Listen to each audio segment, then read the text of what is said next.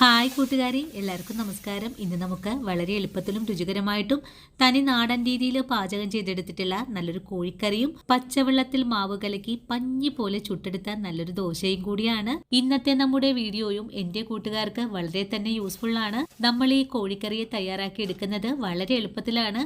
അതും കുക്കറിൽ വെച്ചിട്ടാണ് ഇതിന്റെ പാചകം പകുതി ചെയ്തിരിക്കുന്നത്. നമ്മുടെ ഈ ഒരു ചിക്കൻ കറിയിലേക്ക് ഞാൻ ഒരു പ്രധാന ഇൻഗ്രീഡിയന്റ് കൂടി ചേർക്കുന്നുണ്ട്. ആ ഒരു കാര്യം കൂടി ചേർക്കുമ്പോഴാണ് നമ്മുടെ കറിക്ക് വളരെ സ്വാദ് കൂടുതൽ കിട്ടുന്നത്. നമ്മുടെ വീട്ടുജോലികളെ വളരെ എളുപ്പത്തിൽ തന്നെ ചെയ്തു തീർക്കാൻ താല്പര്യമുള്ള എൻ്റെ കൂട്ടുകാർക്ക് ഈ ഒരു വീഡിയോയും ഒരുപോലെ തന്നെ പ്രയോജനകരമാണ്. നമ്മൾ ഈ ചിക്കൻ കറിയെ കുക്കറിൽ വെച്ച് വളരെ എളുപ്പത്തിലാണ് പാചകം ചെയ്തെടുക്കുന്നത്. കുക്കറിൽ വെച്ച് പാചകം ചെയ്തു എന്ന് വിചാരിച്ച് നമ്മുടെ കഷ്ണങ്ങളൊന്നും തന്നെ വെന്തുടഞ്ഞു പോകുന്നില്ല.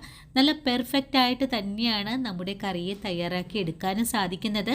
നല്ല കൊഴുത്ത രുചിയേറിയ ചിക്കൻ കറിയുടെ ചാറിൽ മുക്കിയിട്ട് ഈ ഒരു പഞ്ഞിയപ്പത്തിന് കഴിക്കാനായിട്ട് വളരെ സ്വാദാണ്. ഇനി നിങ്ങളുടെ വീടുകളിൽ വരുന്ന ഗസ്റ്റുകൾക്ക് വളരെ എളുപ്പത്തിൽ തന്നെ തയ്യാറാക്കി കൊടുക്കാനും പറ്റുന്ന നല്ലൊരു റെസിപ്പിയാണ്. ഈ ഒരു കോഴിക്കറിയുടെ പാചകം വളരെ സിമ്പിളായിട്ടും തനി നാടൻ രീതിയിലുമാണ് നമ്മളിവിടെ പാചകം ചെയ്തിട്ടുള്ളത്. വീഡിയോ കാണുന്നതിന് മുമ്പായിട്ട് ഞാനൊരു കാര്യം കൂടി പറയുവാണ്. വീഡിയോ കാണുമ്പോൾ സ്കിപ്പ് ചെയ്യാതെ വേണേ കൂട്ടുകാരെ കണ്ട് സപ്പോർട്ട് ചെയ്യാനായിട്ട്. അതുപോലെ വീഡിയോ കാണുമ്പോൾ നിങ്ങൾക്ക് ഇഷ്ടപ്പെടുവാണെങ്കിൽ നിങ്ങളുടെ വിലയേറിയ ലൈക്കുകൾ തരാനും മറക്കല്ലേ. അപ്പോൾ എങ്ങനെയാണ് തനി നാടൻ രീതിയിലുള്ള കോഴിക്കറിയും പഞ്ഞി ദോശയും തയ്യാറാക്കി എടുക്കുന്നതെന്ന് നമുക്കൊന്ന് നോക്കാം. ആദ്യമേ നമുക്ക് ചിക്കൻ കറി തയ്യാറാക്കാൻ തുടങ്ങാം. ഇതിനായിട്ട് 2 കിലോ അളവിൽ ചിക്കനെ കഴുകി വൃത്തിയാക്കിയൊക്കെ എടുത്ത് വെച്ചിട്ടുണ്ട്. നമ്മുടെ ഇന്നത്തെ പാചകം വളരെ എളുപ്പത്തിലാണ്. അതിനായിട്ട് ചിക്കനെ കുക്കറിലേക്കാണ് മാറ്റുന്നത്. അതിനുശേഷം നമുക്കിതിലേക്ക് കുറച്ച് മസാലപ്പൊടികൾ ചേർക്കണം. ആദ്യമായിട്ട് ചേർക്കുന്നത് 1 ടീസ്പൂൺ അളവിൽ മഞ്ഞൾപ്പൊടിയാണ്. മഞ്ഞൾപ്പൊടി ചേർത്ത് കഴിഞ്ഞാൽ 150 ഗ്രാം അളവിൽ കൊച്ചുള്ളി കട്ട് ചെയ്തത് കൂടെ ചേർക്കുന്നുണ്ട്. നിങ്ങളുടെ കൈവശം കൊച്ചുള്ളി ഇല്ലെങ്കിൽ ഒരു സവാള ചേർക്കാവുന്നതാണ്. ഇനി നമുക്ക് വേണ്ടത് 2 ബോൾ വെളുത്തുള്ളിയും 5 പച്ചമുളകും 1 കഷ്ണം ഇഞ്ചിയും കൂടി ചതച്ചതാണ്. അതുകൂടി ചേർക്കുവാണ്. ഇനി നമുക്കിതിലേക്ക് വേണ്ടത് 2 ടേബിൾ സ്പൂൺ അളവിൽ ചിക്കൻ മസാലപ്പൊടിയാണ്. ചിക്കൻ മസാലപ്പൊടി കൂടി ചേർത്ത് കഴിഞ്ഞാൽ പിന്നെ നമുക്കിതിലേക്ക് 2 തക്കാളി കൂടെ ചേർക്കാം. തക്കാളിയും ചേർത്ത് കൊടുത്തു കഴിഞ്ഞാൽ പിന്നെ നമുക്കിതിലേക്ക് കുറച്ച് മല്ലിയില പുതിനയില കട്ട് ചെയ്തതാണ് ചേർക്കുന്നത്. ആവശ്യത്തിന് ഉപ്പും 1 നുള്ള് വെളിച്ചെണ്ണ കൂടെ ഒഴിച്ചു കൊടുത്തിട്ട് കൈകൊണ്ട് നല്ലതുപോലെ ഒന്ന് തിരുമ്മി കുഴച്ചെടുക്കണം. 2 മിനിറ്റ് നേരം നല്ലതുപോലെ കൈകൊണ്ട് കുഴച്ചെടുത്ത ചിക്കനെ ഒന്ന് മൂടി വെച്ചിട്ട് ഒരു 2 വിസിൽ വരുന്നത് വരെ നമുക്കൊന്ന് വേവിച്ചെടുക്കണം. 2 വിസിലിന് ശേഷം കുക്കറിന്റെ ഫ്ലെയിം ഓഫ് ചെയ്ത് കൊടുത്തിട്ടുണ്ടായിരുന്നു. ഇപ്പോൾ എയർ എല്ലാം പോയി വന്നിട്ടുണ്ട്. ഇനി നമുക്ക് മൂടി തുറന്ന് നോക്കാം. 2 മിനിറ്റ് കൊണ്ട് തന്നെ നമ്മുടെ ചിക്കൻ നല്ല സോഫ്റ്റ് ആയിട്ട് വെന്ത് കിട്ടിയിട്ടുണ്ട്. അത്യാവശ്യം ചാറോടുകൂടി തന്നെയാണ് ഇവിടെ വെന്ത് കിട്ടിയിട്ടുള്ളത്. ഇനി നമുക്ക് ഈ ചിക്കനെ മാറ്റി വെച്ചിട്ട് ഇതിന്റെ മസാല കൂടെ റെഡിയാക്കാം. ചിക്കൻ്റെ മസാല റെഡിയാക്കുന്നതിനായിട്ട് ഒരു മൺചട്ടി അടുപ്പിലേക്ക് വെച്ച് കൊടുത്തിട്ടുണ്ട്. ചട്ടി നല്ലതുപോലെ ചൂടായി വന്നിട്ടുണ്ട്. ഞാനിതിലേക്ക് 2 സ്പൂൺ അളവിൽ വെളിച്ചെണ്ണയാണ് ഒഴിച്ചു കൊടുത്തിട്ടുള്ളത്. ഇനി വെളിച്ചെണ്ണ നല്ലതുപോലെ ചൂടായി തുടങ്ങുമ്പോഴേക്കും നമുക്കിതിലേക്ക് 1/4 ടീസ്പൂൺ അളവിലും കുറച്ചായിട്ട് ഉലുവ ചേർക്കുന്നുണ്ട്. ഉലുവ നല്ലതുപോലെ ഇനി പൊട്ടി വരട്ടെ. ഇപ്പോൾ നല്ല പോലെ ഉലുവ പൊട്ടിക്കഴിഞ്ഞിട്ടുണ്ട്. ഇനി ഇതിലേക്ക് ഒരു 3 സവാളയെ പൊടിയായി കട്ട് ചെയ്തതാണ് ചേർത്ത് കൊടുക്കുന്നത്. സവാള ചേർത്ത് കഴിഞ്ഞാൽ പിന്നെ നമുക്ക് നല്ല മെറൂൺ കളറായി വരുന്നത് വരെയും നമുക്ക് ഇതുപോലെ തന്നെ ഒന്ന് വഴറ്റിയെടുക്കാം. സവാളയൊക്കെ വഴറ്റി ഉണ്ടാക്കുന്ന കറികൾക്ക് നല്ല മെറൂൺ കളറായി വരുന്നത് വരെയും വഴറ്റി കറി തയ്യാറാക്കുമ്പോഴാണ് നമ്മുടെ കറികൾക്ക് നല്ല സ്വാദും കാണാനൊക്കെ നല്ല ഭംഗിയും ഉണ്ടാവുന്നത്. ഈ സമയം കൊണ്ട് തന്നെ നമ്മുടെ സവാള നല്ലതുപോലെ വാടി വന്നിട്ടുണ്ട്. ഞാനിതിലേക്ക് കുറച്ച് കറിവേപ്പിലയും കൂടി ചേർത്തിട്ട് ഒന്നുകൂടെ വീണ്ടും വഴറ്റുവാണ്. ഇപ്പോൾ നമ്മുടെ സവാള നല്ല ഗോൾഡൻ കളറിലേക്ക് ആയി വന്നു. ഞാനിതിലേക്ക് 1.5 സ്പൂൺ അളവിൽ മല്ലിപ്പൊടി ചേർക്കുവാണ്. മല്ലിപ്പൊടി കൂടി ചേർത്തിട്ട് വീണ്ടും ഒന്നുകൂടി കൂട്ടിയിലേക്ക് യോജിപ്പിക്കുവാണ്. കറികളൊക്കെ തയ്യാറാക്കുമ്പോൾ ഓരോ പൊടികളും ഇതുപോലെ ചേർത്ത് വേണം കറിയെ തയ്യാറാക്കാനായിട്ടും. ഓരോ പൊടികളുടെയും പച്ചമണമൊക്കെ മാറി വന്നതിന് ശേഷമായിരിക്കണം മറ്റുള്ള പൊടികൾ ചേർക്കേണ്ടതും. മല്ലിപ്പൊടി നല്ലതുപോലെ മുരിഞ്ഞു പാകായി വന്നപ്പോൾ ഞാനിതിലേക്ക് 1.5 സ്പൂൺ അളവിൽ എരിവെള്ളം മുളക് പൊടിയാണ് ചേർത്തിട്ടുള്ളത്. എരിവെള്ളം മുളക് പൊടിയും കൂടി ചേർത്തിട്ട് വീണ്ടും ഇതെല്ലാം കൂട്ടിച്ചേർത്ത് ഒന്നുകൂടി ഇളക്കി യോജിപ്പിക്കുവാണ്. മുളക് പൊടിയും മുരിഞ്ഞത് കഴിഞ്ഞാൽ പിന്നെ നമുക്കിതിലേക്ക് 1 ടീസ്പൂൺ അളവിൽ ചതച്ച കുരുമുളക് കൂടി ചേർത്തിട്ട് വീണ്ടും ഇതിനെ എല്ലാം കൂട്ടിച്ചേർത്ത് ഒന്നുകൂടെ വഴറ്റിയെടുക്കണം. ഒരു 2 മിനിറ്റ് കൊണ്ട് തന്നെ നമ്മുടെ പൊടികളൊക്കെ നല്ല പോലെ മൂത്ത് വന്നിട്ടുണ്ട്. ഇനി നമ്മൾ വേവിച്ച് വെച്ചിട്ടുള്ള ചിക്കനെയാണ് ഇതിലേക്ക് ചേർക്കേണ്ടത്. ചിക്കനെ ചേർത്ത് കഴിഞ്ഞാൽ പിന്നെ നമുക്ക് നല്ലതുപോലെ ഇളക്കി ഒന്ന് യോജിപ്പിച്ച് കൊടുക്കണം. നമ്മൾ ചിക്കനെ കുക്കറിലിട്ടാണ് വേവിച്ചെടുത്തതെങ്കിലും ഒരു തരി പോലും കഷ്ണങ്ങളൊന്നും വെന്തുടയാതെ തന്നെയാണ് നമുക്കിവിടെ വേവിച്ചെടുക്കാൻ സാധിച്ചിട്ടുള്ളത്. ഈ ഒരു സമയത്ത് നമ്മുടെ കറി നല്ല തിക്കായിട്ടാണ് ഇരിക്കുന്നത്. ഇനി നമുക്ക് കുക്കറിലേക്ക് 1/2 കപ്പ് വെള്ളം കൂടെ ഒഴിച്ചു കൊടുത്തിട്ട് ഇതിലേക്ക് ചേർക്കാം.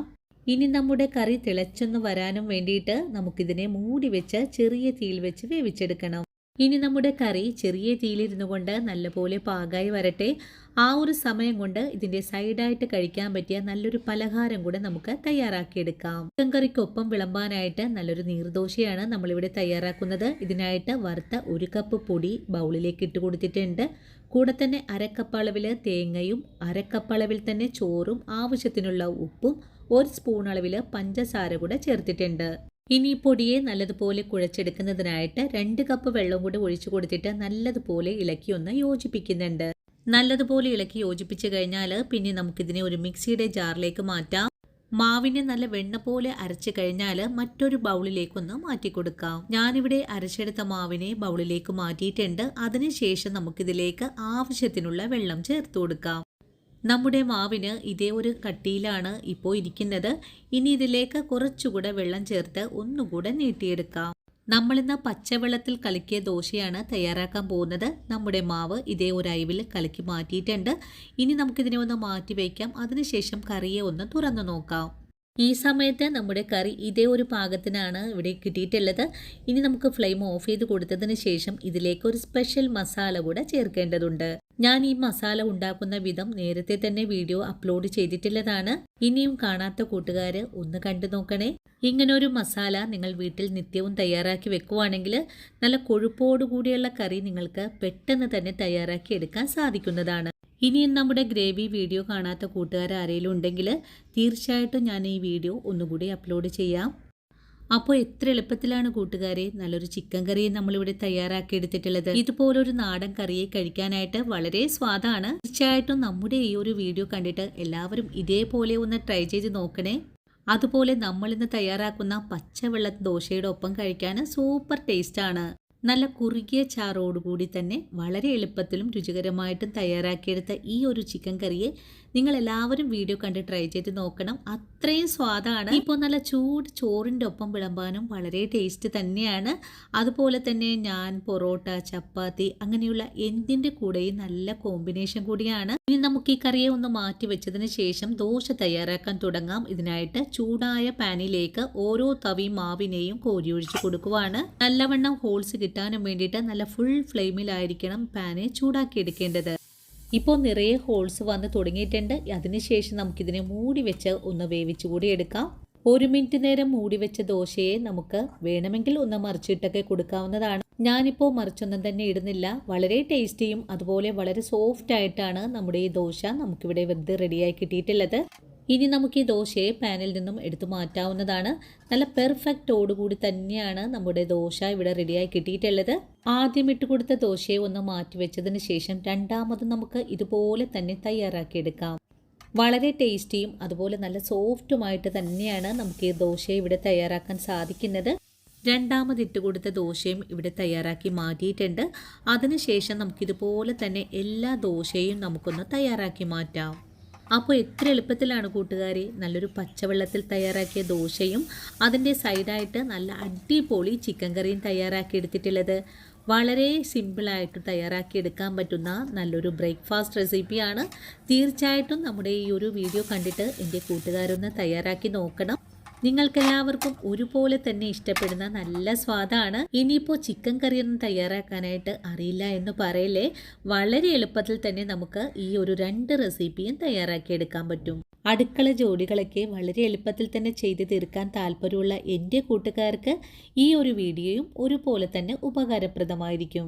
അപ്പോൾ ഇന്നത്തെ എൻ്റെ വീഡിയോയും എൻ്റെ കൂട്ടുകാർക്ക് ഒരുപോലെ തന്നെ ഇഷ്ടപ്പെട്ടു എന്ന് തന്നെ വിശ്വസിക്കുവാണ്.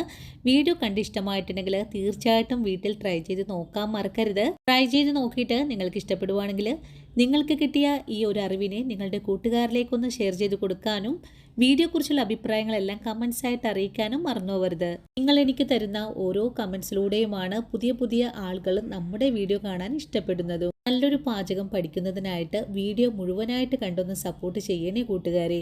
അപ്പോൾ ഇനിയും നിങ്ങൾക്ക് വേണ്ടിയിട്ടുള്ള നല്ല നല്ല വീഡിയോസൊക്കെ ആയിട്ട് ഞാൻ നാളെയും ഓടിയെത്തുന്നതാണ്. അതുവരെയും വീഡിയോ കണ്ട് സപ്പോർട്ട് ചെയ്ത എൻ്റെ എല്ലാ കൂട്ടുകാരോടും ഇനിയും കാണാനിരിക്കുന്ന എൻ്റെ പ്രിയ കൂട്ടുകാരോടും ഒത്തിരി നന്ദി സ്നേഹമൊക്കെ അറിയിച്ചുകൊണ്ട് നാളെ രാവിലെ ഓടിയെത്താം. അതുവരെയും ഒത്തിരി സ്നേഹത്തോടെ വീണ്ടും കാണാം.